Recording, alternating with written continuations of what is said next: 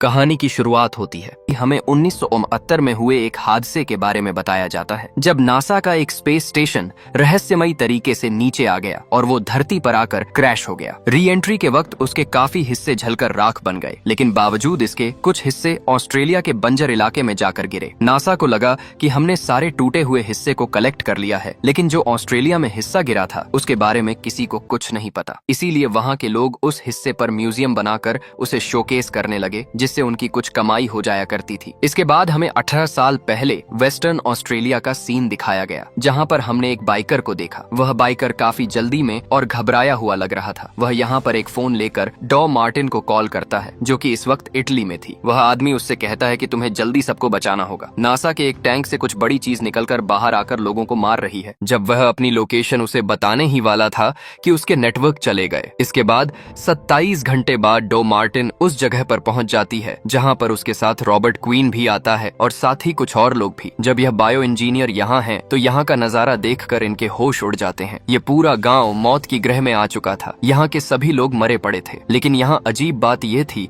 कि ये सभी लोग मरने से पहले अपनी छतों पर चढ़ गए थे। इनके पेट फटे हुए थे। ऐसा लग रहा था जैसे इनके शरीर से कुछ बाहर निकला हो। अब यह लोग आसपास जांच शुरू कर देते हैं, तो इन्हें स्पेस क्राफ्ट के टूटे हुए टुकड़े पर एक हरा फंगस दिखता है। यह फंगस काफी अजीब लग रहा था, इसीलिए मार्टिन आगे बढ़ी ताकि वह उसे करीब से देख सके। लेकिन अगले ही पल वह फंगस अजीब तरह से मार्टिन पर हमला कर देता है, लेकिन उसने प्रोटेक्टिव सूट पहना था, इसीलिए वह इन्फेक्ट नहीं हुई। वह समझ जाती है कि सभी गांव वाले इसी वायरस के चलते मरे हैं। इस फंगस ने उनके दिमाग पर कंट्रोल कर लिया होगा, जिसके चलते यह अपनी छतों पर चढ़ गए। फंगस उनके शरीर में फैलकर उनके शरीर को इसने अंदर से चीर दिया, जिसका मतलब था कि अगर यह फंगस फैल गया तो यह हर एक इन्फेक्टेड इंसान खतरा बन जाएंगे। अब यह सोचते ही इस टीम ने जल्दी से रिपोर्ट करने का फैसला किया, लेकिन लोगों को यह अंदाजा बिल्कुल नहीं था एक बहुत खतरनाक चीज है। मार्टिन गलती से उस फंगस पर पैर रख देती है और यही सबसे बड़ा कांड हो गया। वह फंगस उसके जूते के सोल को जल्दी से गला देती है। इसके बाद वह छोटे छोटे नैनो पार्टिकल में बदलकर उसकी बॉडी के अंदर घुस गया। सैंपल लेने के बाद जैसे ही वहां से निकलने लगते हैं कि तभी मार्टिन की तबीयत बिगड़ने लगी। वह लड़खड़ाने लगती है। यह देखकर उसके साथी समझ जाते हैं कि कुछ गड़बड़ है। क्वीन समझ जाता है कि इन्फेक्टेड हो चुकी है। उन्होंने जल्दी ही अपनी बंदूकें निकाल ली, लेकिन अब हालात काबू से बाहर हो चुके थे। मार्टिन जल्दी से गाड़ी में बैठकर यहाँ से भागने की कोशिश करती है। अचानक उसकी गाड़ी क्वीन से टकराती है और यह लोग घायल हो जाते हैं। इसी सब में बंदूक भी जमीन पर गिर जाती है। अब मार्टिन जल्दी से गाड़ी से उतरकर उस बंदूक को उठाने की कोशिश करती है, लेकिन उसकी साथी ने उसे रोक दिया। दोनों के बीच हाथापाई शुरू हो जाती है और आखिरकार दूसरी साथी उसकी गन छीन लेती है। सामने जो लेडी थी उसे लगा कि शायद अब मार्टिन मुझे मार देगी, लेकिन वह ऐसा नहीं करती। वह गन से खुद को ही शूट कर लेती है। अब यह सब होने के बाद मिलिट्री इस पूरे इलाके को अपने कंट्रोल में ले लेती है। उन्होंने इस इन्फेक्टेड टाउन को पूरी तरह से बम से उड़ा दिया और यहाँ से जो सैंपल मिले थे उन्हें अपने सीक्रेट अंडरग्राउंड बेस में ले गए। सालों तक इन सैंपल पर रिसर्च हुई, लेकिन किसी को भी कुछ समझ नहीं आया। इसीलिए उन्होंने इस फंगस को हमेशा के लिए फ्रीजर में सील कर दिया। समय बीतता गया, नई तकनीकें आ गईं, इस बेस में भी बदलाव होते गए और धीरे धीरे यह पूरी जगह दुनिया की नजरों से गायब हो गई। अब 40 साल बीत जाते हैं और अब यह मिलिट्री बेस छोड़ दिया गया था। इसकी जगह अब एक वेयर हाउस था। आज रात यहाँ नाइट शिफ्ट में लियो और एना नाम के दो लोग काम कर रहे थे। खैर, ये दोनों यहाँ पर अपने अपने काम कर रहे थे। थोड़ी देर के बाद यहाँ पर इनकी एक कस्टमर महिला पहुँचती है। वह कहती है कि मेरी शादी को 50 साल हो गए हैं और मैं अपनी सालगिरह पर अपने स्टोरेज से कुछ पुरानी चीजें लेने के लिए आई हूँ। पहचान कंफर्म करने के बाद लियो को उस औरत पर थोड़ा शक होता है, क्योंकि वह बहुत बेचैन लग रही थी और उसका शक एकदम सही था। उस औरत ने अंदर जाते ही अपने पास छिपी गन निकाल ली। दरअसल कुछ वक्त पहले बीमारी से उसके हस्बैंड की जान चली गई थी और वह अकेले जीना नहीं चाहती थी। वह आज रात इसीलिए अपनी जिंदगी खत्म करने के लिए यहाँ आई थी। वहीं इन दोनों लोगों को पास से ही कुछ अजीब सी आवाजें सुनाई देने लगीं। वह आवाज काफी देर से एक ही जगह से आ रही थी। पहले तो ये समझ नहीं पाते कि यह क्या है, लेकिन उन्हें पता लग जाता है कि यह आवाज दीवार के पीछे से आ रही है। हालांकि दीवार पतले प्लास्टिक बोर्ड की बनी थी, लेकिन लियो उसे तोड़ना नहीं चाह रहा था। वह डर रहा था कि अगर ये दीवार तोड़ी तो उसका बॉस मुझे नौकरी से निकाल देगा, लेकिन एना उसे आइडिया देती है कि अगर हम इस पेंटिंग के पीछे एक छोटा सा छेद करते हैं तो बाद में इसे आसानी से छिपा देंगे, और इसीलिए इन दोनों ने वह दीवार तोड़ दी। लेकिन अंदर का नजारा देखकर यह हैरान रह गए। दीवार के पीछे बहुत सारी मशीनें थीं जो कि मॉनिटरिंग मशीन लग रही थीं, और जो आवाज वो सुन रहे थे वो एक अलार्म की थी जो कि बहुत ज्यादा टेम्परेचर रेज होने का इंडिकेट कर रहा था। पास में पड़े मिलिट्री मैप को देखने के बाद उन्हें एक और चौंकाने वाली बात पता लगती है। वेयर हाउस के नीचे सिर्फ स्टोरेज एरिया नहीं था, बल्कि वहां पर एक सीक्रेट अंडरग्राउंड मिलिट्री लैब भी मौजूद थी। दोनों नीचे जाने की सोच ही रहे थे कि तभी मिस्टर क्वीन के पास कॉल आती है। ये कॉल ऑफिसर रायन का था। कहती है कि पुराने बेस से एक अलार्म एक्टिव हुआ है, लेकिन रिकॉर्ड के मुताबिक तो वह बेस काफी सालों पहले बंद हो चुका था और उसकी जिम्मेदारी आपके पास थी। लेकिन जब यहाँ पर क्वीन को सारी बात बताती है, वह ऑफिसर तो इसके चेहरे के रंग उड़ गए, क्योंकि उसकी हकीकत क्वीन जानते थे। वे कहते हैं कि अगर वह बेस खाली भी पड़ा था तो उसे कभी किसी प्राइवेट कंपनी को नहीं देना चाहिए था। क्वीन ऑफिसर रायन से कहता है कि जल्दी से लॉकडाउन करके जल्दी से वहां की जांच शुरू की जाए, लेकिन ऑफिसर रायन एक लोअर रैंक के अधिकारी थी। यह फैसला वह नहीं ले सकती थी। वह समझ जाती है कि मामला करप्शन का हो सकता है, इसीलिए वह उससे ज्यादा सवाल नहीं पूछती। अब मिस्टर मेसन के पास खुद वहां जाने के अलावा दूसरा और कोई रास्ता नहीं बचा था। दूसरी तरफ लियो और एना मैप को फॉलो करते हुए नीचे जाने का रास्ता ढूंढ लेते हैं। जैसे वह नीचे बढ़ रहे थे, माहौल और रहस्यमयी होता जा रहा था। रास्ते में अभी भी पुराने औजार और वह छोड़ा हुआ सामान बिखरा पड़ा था। नीचे का माहौल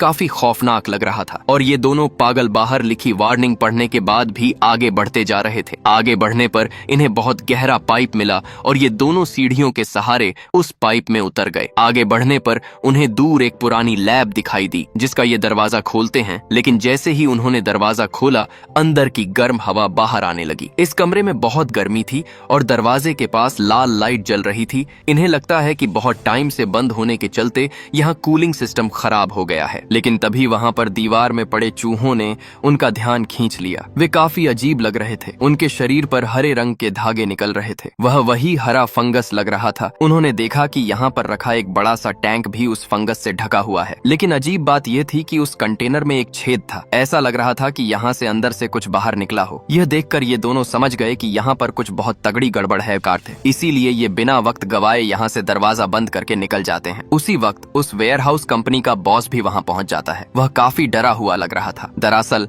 आज उसने एक सरप्राइज इंस्पेक्शन करने का फैसला किया था, लेकिन रास्ते में उसकी गाड़ी बिल्ली से टकरा गई थी, जिससे वह बिल्ली वहाँ मर गई थी। खैर, जब वह खुद को शांत कर रहा था तो उसे कार के ट्रंक से आवाज सुनाई दी। यह देखकर वह चौंक गया, और जब वह ट्रंक खोलता है तो अंदर वही मरी हुई बिल्ली पड़ी थी। लेकिन वो बिल्ली अब अजीब थी। उसका शरीर हरे फंगस से ढका हुआ था। दरअसल लैब का अलार्म बजने के बाद वह फंगस फिर से एक्टिव हो चुका था। वह कंटेनर से बाहर निकला और रेंगता हुआ पाइप से बाहर चला गया। उसने खुद से कॉकरोचेस को इन्फेक्ट कर दिया और ये कॉकरोचेस वेंट से बाहर निकल आए और बाहर वह बॉस की गाड़ी के नीचे आ गए, जैसे कि बॉस अपनी गाड़ी से कुचल देता है। वह फंगस वहीं खत्म नहीं हुआ। वह उसके टायर से चिपक कर उसके ट्रंक तक पहुंच गया था, जहां उसे मरी हुई बिल्ली का वह शरीर मिला जिसे अब वो कंट्रोल कर रहा था। इसलिए वह बॉस को समझ नहीं पाया। वह तेजी से ट्रंक से बाहर निकलकर फिर वहां से वह एक टेलीफोन पोल पर जा पहुंची और वहां पर उसने सुसाइड कर ली और फंगस के हरे रंग के पेपर आसमान में फैल गए। इससे पहले बॉस कुछ समझता, वह भी इन्फेक्ट हो जाता है और पास में खड़े जानवर भी उसे इन्फेक्ट हो गए। अब यहाँ पर बॉस की हरकतें भी बदल गई हैं। उसने कार के अंदर रखी अपनी रिवॉल्वर उठाई, बिना कुछ बोले वह इन्फ्लेक्टेड हिरण के साथ अपने वेयर हाउस में जाने लगा। उधर एना को भी अपने फोन से पता चल गया था कि आसपास कुछ गलत हो रहा है। सीसीटीवी कैमरा में देखकर अब जैसे ही वो बाहर आकर किसी को कॉल करने वाली थी, उसे कॉरिडोर में एक अजीब इन्फेक्टेड जानवर दिखा। पहले तो उसे लगता है कि शायद उसके दिमाग का कोई वहम है, इसलिए वो उसे देखने के लिए आगे बढ़ी। यह बात काफी अजीब थी, क्योंकि कोई भी जानवर यहाँ अंदर नहीं आता। उसे लिफ्ट का इस्तेमाल करना तो बिल्कुल नहीं आता। इन्होंने जल्दी से लियो को बुलाया और वह तेजी से सीढ़ियों की तरफ भागे। यहाँ पर इस जानवर को उन्होंने एकदम साफ देखा। उसके शरीर पर हरा फंगस फैला हुआ था। इस जानवर में वायरस पूरी तरह से फैल चुका था। अचानक से वह उनकी तरफ तेजी से मुड़ा और एकदम तेज रफ्तार के साथ उनकी तरफ दौड़ पड़ा, जैसा कि वह उन्हें फाड़कर उन्हें भी इन्फेक्ट करना चाहता है। एना सही समय पर लियो को पकड़कर एक कोने में खींच लेती है और अगले ही पल वो जानवर पूरी रफ्तार के साथ दीवार से टिककर खुद को फाड़ देता है। यह देखकर तो इन दोनों की हालत खराब हो जाती है। तभी उन्हें पास से किसी के कदमों की आवाज सुनाई दी और वह आवाज उनकी ही तरफ आती चली जा रही थी। जब बॉस सामने आया तो दोनों को तुरंत एहसास हो गया कि कुछ बहुत गलत चल रहा है। उसकी आंखें और चेहरा पूरी तरह से बदल चुके थे। वह इन दोनों से कहता है कि तुम अपना मुंह मुंह खोलो, मैं इसे तुम्हारे अंदर भी डालना चाहता हूँ। फिर वह गुस्से में बोलता है, अपना मुंह खोलो। और अब जैसे ही उन्होंने उसके हाथ में गन देखी है, समझ जाते हैं कि हालात खराब हो चुके हैं। दोनों बिना देर किए नीचे की तरफ भागने लगे। उन्होंने पास का एक दूसरा वेयर हाउस खोला और जल्दी से उसके अंदर घुस गए। वह शटर नीचे गिराने वाले थे कि तभी फिर से उन्हें यहाँ कदमों की आवाज सुनाई देने लगी। वह दोनों चुप हो जाते हैं, लेकिन अच्छी बात यह थी कि अब बॉस पूरी तरह से इन्फेक्ट हो चुका था। उसने इस जगह पर ध्यान ही नहीं दिया और वह आगे बढ़ गया। एना को भी अभी भी डर लग रहा था। उसने जल्दी से अपना फोन निकाला, लेकिन वह यह सोच रही थी कि अब उन्हें पुलिस को कॉल करना चाहिए या किसी और को। कुछ देर बाद मिस्टर क्वीन का उन्हें फोन आया और एना जल्दी से उसे सारी बात बता देती है। क्वीन समझ गया कि सबसे बड़ा खतरा बाहर आ चुका है। वह इन दोनों से कहता है कि तुम जहाँ हो वहीं छुपे रहो और मैं जल्दी वहाँ पहुँच रहा हूँ। और यहाँ इसकी उस पुरानी साथी जेनी को भी खतरे के बारे में पता लग गया, जो पहले इसके साथ मिलिट्री में काम करती थी। इसलिए उसने अपना पुराना सामान और हथियार निकाल लिए, लेकिन क्वीन उसे रोक देता है। वह नहीं चाहता था कि जेनी मौत के मुंह में फंस जाए, क्योंकि इस बार मामला पहले से भी ज्यादा खतरनाक है। लेकिन ये दोनों नहीं जानते थे कि वेयरहाउस में एक और मुसीबत आने वाली है। ऊपर से बहुत सारी मोटरसाइकिलों की आवाजें आने लगी। गैंगस्टर का एक ग्रुप वहां पहुंच चुका था और उनकी तेज आवाज सुनकर इन्फेक्टेड बॉस अलर्ट हो जाता है। असल में यह लोग इस वेयरहाउस में स्मोकिंग किए हुए इलेक्ट्रॉनिक चीजें छिपा कर रखते थे और आज रात वे एक डील के लिए आए थे। लेकिन वह जैसे ही अंदर पहुंचे, उनका ध्यान जमीन पर पड़े अजीब से हिरण पर गया, जिसके शरीर पर वह हरा फंगस फैला हुआ था। अब फ्रंट डेस्क खाली देखकर वह नीचे वाले लेवल की तरफ तलाशी करने के लिए बढ़ने लगे। इसी दौरान इस गैंग की एक औरत को कुछ अजीब महसूस होने लगा। उसे लग रहा था जैसे अंधेरे से कोई उसे देख रहा है, लेकिन वहाँ पर सिर्फ अंधेरा था। दूसरी तरफ ऑफिसर रयान अभी भी क्वीन की मदद कर रही थी। नेशनल सिक्योरिटी की वजह से वह खुलकर कुछ नहीं कर पा रही थी, लेकिन फिर भी उसने रिस्क लेकर क्वीन को अंदर की जानकारी देना शुरू कर दी। जब मिस्टर मेसन को पता लगा कि कुछ लोग और भी अंदर घुस चुके हैं, उसने उसे ऑर्डर दिया कि हर एग्जिट पर तुम नजर रखो, क्योंकि अगर एक भी इन्फेक्टेड इंसान बाहर निकला तो पूरा शहर खतरे में पड़ सकता था। उधर लियो जब अपना शटर उठाता है तो उसने देखा कि इन्फेक्टेड बॉस यहाँ नहीं है। वह बाहर जाकर मदद बुलाने के बारे में कहता है, लेकिन एना ने उसे रोक दिया। वो कहती है कि मैं उन गैंगस्टर्स के लिए अपनी जान खतरे में नहीं डालने वाली। लेकिन लियो उससे कहता है कि अगर हमने उन्हें नहीं रोका तो हम में से कोई भी यहाँ से जिंदा बाहर नहीं जाएगा। अब एना गहरी सांस लेती है और उसकी बात मान लेती है। जब वो आगे बढ़ ही रहे थे कि तभी उनके सामने इन्फेक्टेड बॉस आ गया। अब वो पूरा इन्फेक्टेड हो चुका था। उसका शरीर पूरी तरह से कांप रहा था और उसकी हरकतें नॉर्मल नहीं लग रही थीं। तभी उसने नीचे मौजूद गैंगस्टर्स को देख लिया। वो लोग सामान चेक कर रहे थे। लियो जल्दी से चिल्लाकर सबको अलर्ट करने की कोशिश करता है, लेकिन इन्फेक्टेड बॉस पहले ही वहां पहुंच चुका था और अगले ही सेकंड उसने हरे रंग की उल्टी इन सब पर कर दी। इसके बाद यहाँ एक जोरदार चीख चिल्लाहट होने लगी। फिर बॉस ने बाहर जाने वाला शटर नीचे गिरा दिया और अब ये सब लोग अंदर फंस चुके थे। इसके बाद वो लियो और एना के पीछे पड़ जाता है। इसी बीच वो बुजुर्ग औरत भी यहाँ पहुंच जाती है। वो अपनी गन से बॉस को शूट कर देती है और उसका बॉस का शरीर भी अब पीक पर पहुंच चुका था, तो वो अगले ही पल पूरा फट जाता है। वो वायरस अब चारों तरफ फैल जाता है। ऊपर जो गैंगस्टर थे उन्हें भी गोली की आवाज सुनाई देती है। अब वो भी अलर्ट हो गए थे। लेकिन अच्छी बात ये थी कि वो बुजुर्ग औरत पहले ही सीढ़ियों से निकल गई थी, इसलिए उसका सामना इनसे नहीं हुआ। अब लियो इन बचे हुए गैंगस्टर के पास आता है। वो लोग लियो से पूछते हैं, हमारे बाकी के साथी कहाँ पर हैं? लियो उन्हें पूरे हालात बताने की कोशिश करता है, लेकिन उसकी बात पर इन्हें भरोसा नहीं हो रहा था। लियो उनसे कहता है कि उस हरी चीज से दूर रहो वरना मारे जाओगे, और इतने में ही इन्हें बाहर से जोर जोर से दरवाजा पीटने की आवाजें आने लगी। ये गैंगस्टर गुस्से से चिल्ला रहे थे कि तूने हमारे साथियों को अंदर क्यों बंद किया? गैंग के आदमी ने लियो को धमकी दी, ये शटर खोल जल्दी से। हालांकि लियो इन्हें समझाता है कि वो सब इन्फेक्टेड हैं, लेकिन वो बंदूक उसके पास लाते हुए कहता है कि अगर तूने दरवाजा नहीं खोला तो मैं गोली तुझे मार दूंगा। इसलिए वो धीरे धीरे दरवाजे की तरफ बढ़ा, लेकिन अगले ही पल उसने शटर पूरी ताकत से बंद कर दिया। गैंगस्टर गुस्से से पागल हो जाते हैं। तभी एना ने पीछे से आकर उनका ध्यान भटकाया। वो दोनों यहाँ से भाग निकलते हैं, लेकिन बाहर निकलते ही क्वीन ने इन दोनों पर बंदूक तान दी। लेकिन क्वीन को जब पता लगा कि ये दोनों नॉर्मल इंसान हैं, तो उन्होंने अपनी गन नीचे कर दी। अब इन्हें सच्चाई समझ आने लगी थी, और जैसे ही पानी के कांटेक्ट में आते फंगस और तेजी से फैलने लगता। आसमान में अब तेज बिजली चमक रही थी। बारिश शुरू होने वाली थी। क्वीन जानता था कि अगर बारिश हो गई तो कुछ ही घंटों में पूरा शहर इन्फेक्टेड हो जाएगा। अब सिर्फ उनके पास एक ही आइडिया था, पूरे इलाके को खत्म करने का। इसलिए वो फैसला करते हैं कि लैब के नीचे एक छोटा न्यूक्लियर बॉम्ब लगाया जाएगा। इसके ब्लास्ट होने से सिर्फ 5 किलोमीटर दूर तक ही असर होगा और रेडिएशन भी सिर्फ 10 किलोमीटर तक ही फैलता। इस इलाके के लिए ये प्लान एकदम सही था। अब इस बॉम्ब को लैब के सैकड़ों मीटर नीचे इंस्टॉल करना था ताकि रेडियो एक्टिव मटेरियल ज्यादा दूर तक ना फैले। लेकिन एक बड़ी थी प्रॉब्लम भी थी। बॉम्ब स्टार्ट होने के बाद उसका टाइमर स्टेबल नहीं रहता था, इसलिए इनके पास बचने का बहुत कम वक्त था, सिर्फ 15 मिनट। मिस्टर क्वीन उन्हें समझाते हैं कि चलो कोई बात नहीं है, मैं ऊपर रुकूंगा और इन्फेक्टेड लोगों को यहाँ से निकलने से रोकूंगा। अब लियो और एना प्रोटेक्टिव सूट पहन लेते हैं। उधर वो गैंग के लोग फिर से रोलर शटर खोल देते हैं, लेकिन अंदर का नजारा देखकर इनकी हालत खराब हो गई। डर के मारे ये सब पीछे हट गए। इसके साथियों का चेहरा पूरी तरह से सड़ चुका था और काफी गंदी बदबू आ रही थी। यह देखकर इसके सभी साथी डर जाते हैं,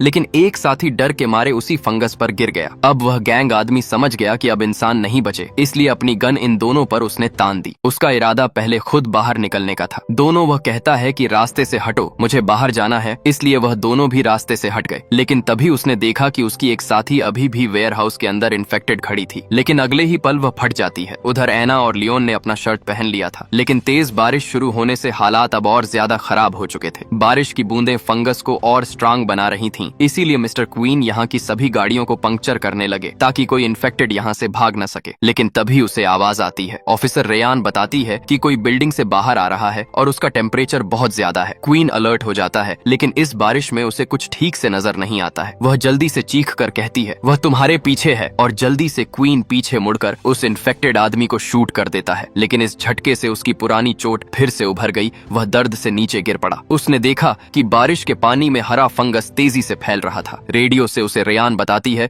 कि फंगस तुम्हारी तरफ बढ़ रहा है। उधर गोली चलने की आवाज सुनकर वह गंजा आदमी फिर से घबरा गया, क्योंकि वह तो अपने इन्फेक्टेड साथी को पकड़कर बाहर ला रहा था। अब जैसे ही वह इन्फेक्टेड आकर बाहर दरवाजा खोलता है, क्वीन बिना देर किए गोली चला देता है, जिससे वह इन्फेक्टेड मारा जाता है। अब वह आदमी क्वीन की तरफ बढ़ता है, जो कि घायल नीचे पड़ा था, और वह वहां जाकर उसे गोली मारने ही वाला था। वहां पर एक कार आ जाती है जिसमें कि जेनी थी। जेनी जल्दी से अपनी गन निकालकर उस आदमी को शूट कर देती है। वहीं दूसरी तरफ लियो और एना दोबारा उस लैब तक पहुंच जाते हैं। उन्होंने जल्दी से यहाँ पर न्यूक्लियर बॉम्ब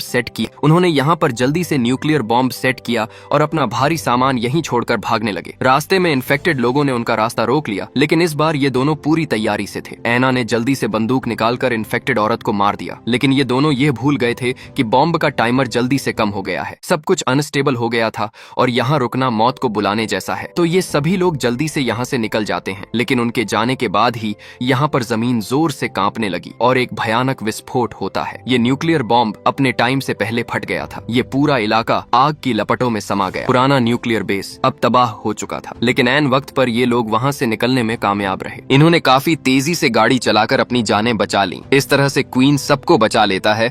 नाओमी और स्कॉट भी अब एक दूसरे से प्यार करने लगे थे, लेकिन यह फंगस पूरी तरह से खत्म नहीं हुआ था। यह जानवरों के अंदर छिप गया था और अब यह यहाँ से अपनी तादाद बढ़ाएगा। इसी सस्पेंस के साथ यह फिल्म यहाँ खत्म हो जाती है। Thanks for watching.